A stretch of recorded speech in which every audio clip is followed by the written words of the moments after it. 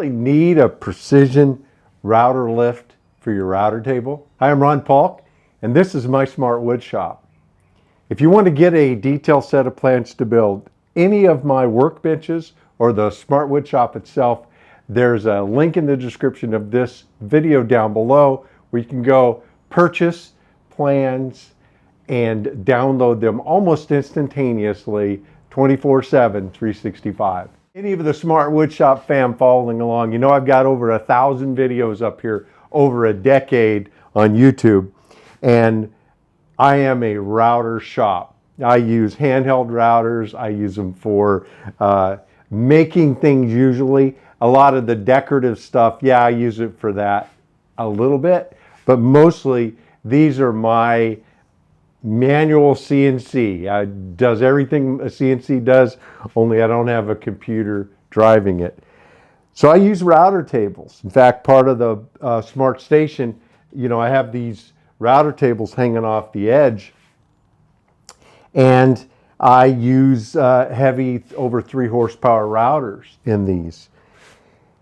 And my primary, when I'm only running one, is it does have a router lift. I have this Woodpeckers router lift in it.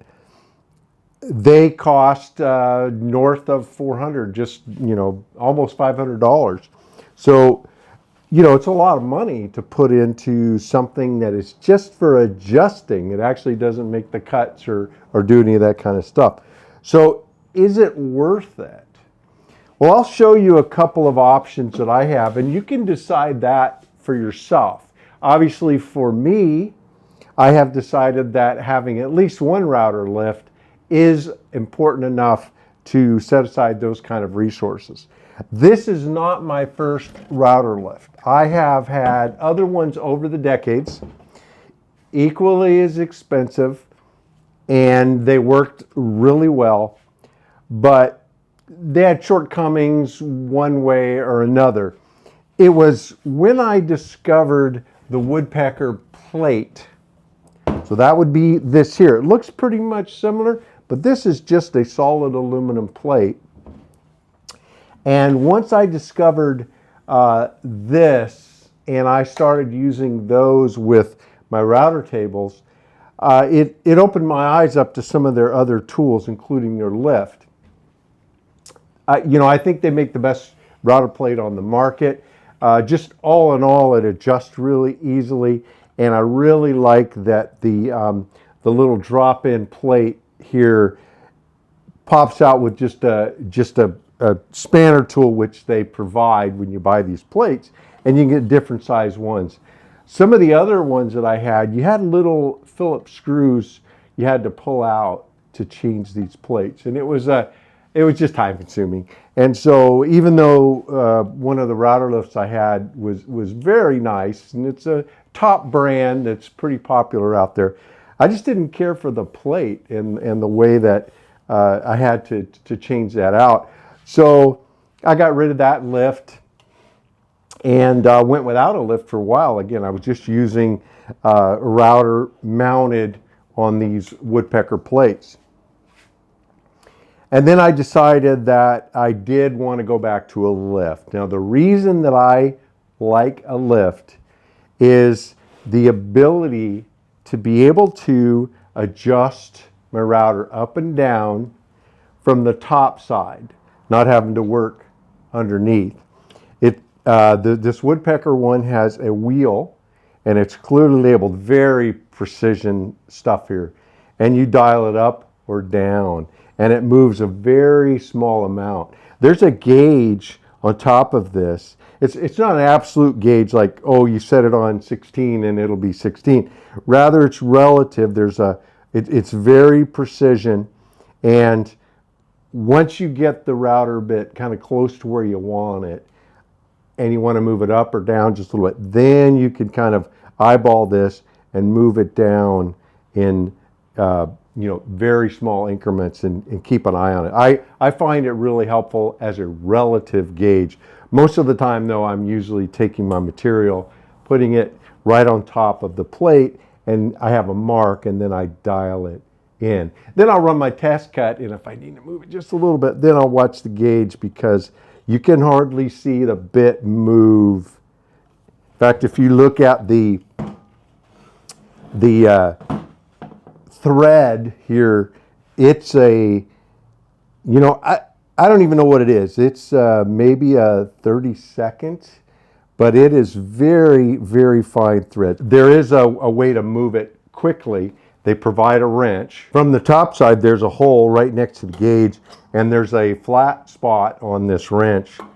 Drop this in, and then turn it. Once you lock that wrench in, then you can move it up and down just by pushing on it. And this spring here takes some of the weight off to help it. It'll actually pull the heavy router up. And then you can take your material with your mark on it, get it close, or in this case, I have a gauge that's very fine, and I can just set it and get it close, and then I turn that, pop it out, and then I can dial in exactly what I need. You can just look at the machining, the quality of the material, everything that goes into this, and understand why they're so expensive. These things aren't just going to be mass produced and turn out any kind of quality. These things are built, to last, and they're built with the best material that you can get. And that includes the bearings.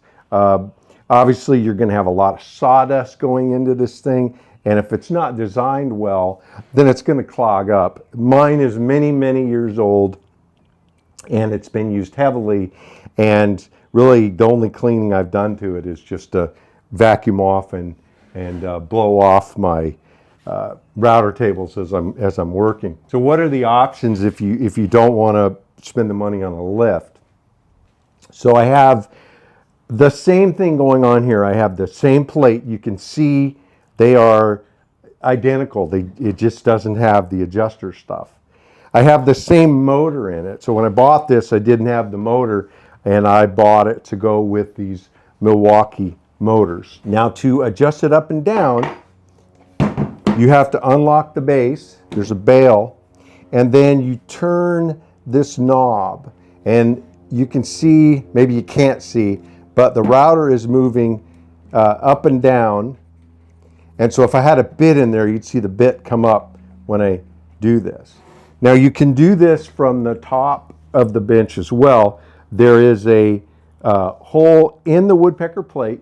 So they designed it to work with this router. And again, if you buy a plate, you want to buy a plate specific to your router, because the holes are drilled specifically to mount the base and then any other access points like this. So with this wrench, which again comes with the Milwaukee, now I can move the router up and down, or the same as dialing in the depth here. It is not as precise, but it still works really well. Now, I don't use the wrench. My router table, the way I have these set up, I'm sure you've seen them before. This is the Paulk Smart router table.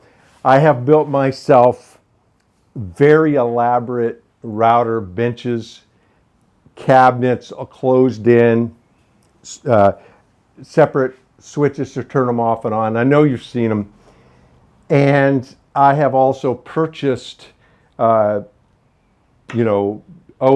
or purchased router tables that are, well known by big brand names, and they've all been nice to have. But over the years, as I have worked, I use the router and the router table all the time. Pretty much if I'm doing woodwork, there's a router involved. And having those big benches closed in and working with them, they just weren't efficient for me. Not that they didn't do the job well, but they were either heavy, they were hard to move around. And so as I thought about this router table, and I'll put a link to a video either in here or down below to these, but what I love about these router tables, I know I designed it, so I'm biased, but I designed it from a need, for my needs, and there was nothing on the market that met my needs. Most of the tables I didn't care about, I want them sized a certain way, and these are close to typical sizes, but it's large. And I wanted it to be able to store it and take it to the job, because I work in the field more than in a fixed shop somewhere that I don't have to move things. So I wanted it to be this massively strong router table, but I also wanted it to be portable. And that's where things get complicated. To keep it simple, to make it work like a big heavy shop machine, but also something I can grab, take to the job, and set up quickly. I had to do all of those things. And that's where there was nothing on the market. And the beauty of this is it's made out of a piece of 18 millimeter plywood, and there's nothing added to it. It's all deductive or reductive design. I took away everything I could until it failed. Basically, what do I not need? So it's very strong.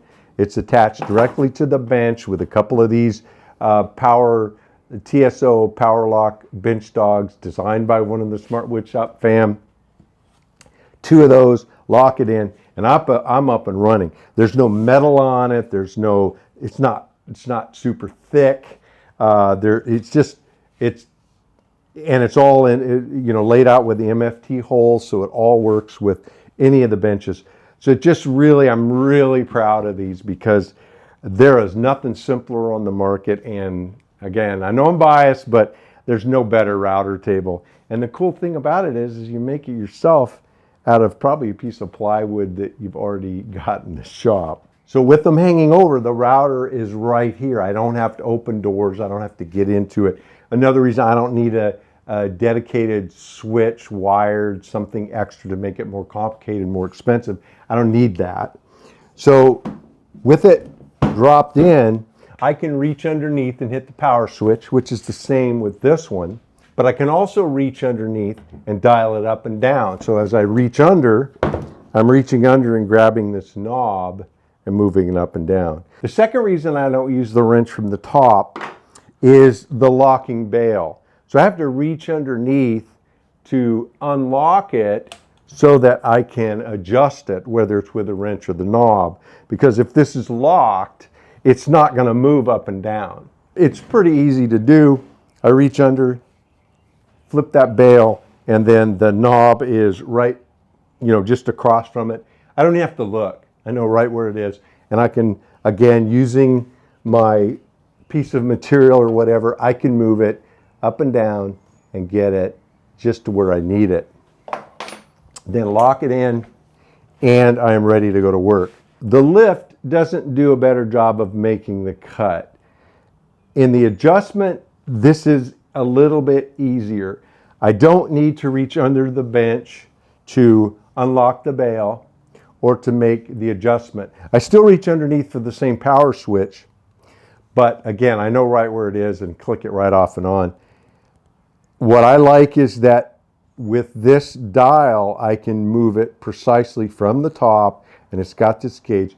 So this becomes a finesse thing and maybe an efficiency thing. So for me, it's worth having it, but I run a second router all the time, and I don't have one over here. I decided it wasn't worth having 2. Offsetting the cost of the lift a little bit is the base.